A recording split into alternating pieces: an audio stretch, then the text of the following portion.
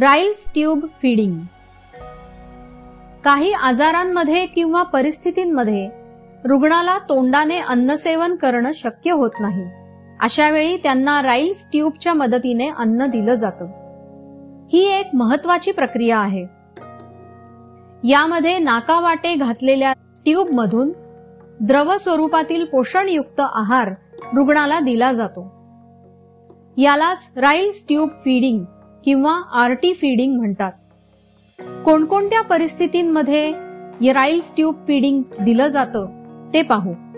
दीर्घ काळापासून बेशुद्ध अवस्थेतील रुग्ण, क्रॅनियल नर्वला इजा झाल्यामुळे किंवा इतर कोणत्याही कारणामुळे गिळता येत नसेल असे रुग्ण, घसा, चेहरा अथवा मानेची शस्त्रक्रिया झालेले रुग्ण, तीव्र कुपोषणाने ग्रस्त रुग्ण, मानसिक आजारांमुळे ज्यांना अन्न पाणी घेता येत नाही असे रुग्ण, अपेक्षित प्रसूती दिनाच्या आधीच जन्मलेली नवजात बालक यांना देखील आरटीच्या सहाय्याने आहार दिला जातो. आरटी फीडिंग देण्यासाठी लागणाऱ्या वस्तू: हँड ग्लोव्स, द्रव आहार म्हणजेच फीडिंग सोल्युशन, पाणी, 50 ml syringe, measuring cup, towel. Ryle's ट्यूबद्वारे दिले जाणारे फीडिंग सोल्युशन. रुग्णाला फीडिंग सोल्युशन म्हणून सेमी लिक्विड किंवा लिक्विड आहार दिला जाऊ शकतो. उदाहरणार्थ दूध, ताक, डाळीचं पाणी, साधं पाणी, औषध, ज्यूस इत्यादी. चला आता आरटी फीडिंग कसं द्यायचं ते पाहू. रुग्णाला किती आणि कोणत्या प्रकारचा आहार द्यायचा आहे हे ठरवण्यासाठी सर्वप्रथम रुग्णाची फाईल पहा. नंतर रुग्णाला किंवा त्याच्या नातेवाईकांना ही प्रक्रिया कशी केली जाणार आहे हे समजावून सांगा आणि त्यांची संमती घ्या. रुग्णाला सेमी फाउलर्स पोझिशन द्या. ऍस्पिरेशन न्यूमोनिया होऊ नये यासाठी ही पोझिशन दिली जाते. ऍस्पिरेशन न्यूमोनियामध्ये अन्न, पाणी किंवा इतर पदार्थ अन्ननलिकेऐवजी चुकून फुफ्फुसात जातात आणि त्यामुळे इन्फेक्शन म्हणजेच संसर्ग होऊ शकतो. म्हणूनच योग्य पोझिशन अतिशय महत्वाची असते. हात स्वच्छ धुवा आणि ग्लोव्ज घाला. तयार केलेलं फीडिंग सोल्युशन मेजरिंग कपात घेऊन मोजा आणि रुग्णांसाठी योग्य प्रमाणात सोल्युशन घ्या.